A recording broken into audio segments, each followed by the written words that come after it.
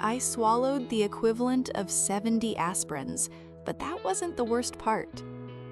Not today, but a few days ago. Here goes. So I heard wintergreen oil can help inflammation. I bought some to put into lotion and massage oil for my messed up knee. After I poured a few teaspoons into a little cup, I made the mistake of holding the tiny measuring cup with my mouth while I opened the container I was going to mix it in. Big mistake.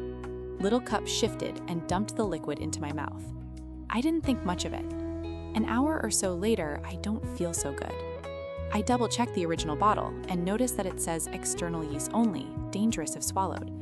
I dig deeper and find that the active compound in it is related to aspirin, and the amount I swallowed was equivalent to taking around 70 aspirin. I go to the ER. They get me back quickly.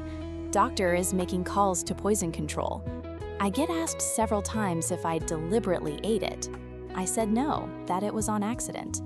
I end up being transferred to a larger hospital and put in ICU. Psych is called because it was an overdose case. Having a depression diagnosis made them even more serious about it. Psychiatrist keeps asking how, why, and again if it was intentional. I tell them honestly that it was an accident. Psych isn't believing me, and at this point, the toxic symptoms have peaked. I felt terrible from the side effects. He gets in my face and asks, "Why do you want to die so bad?"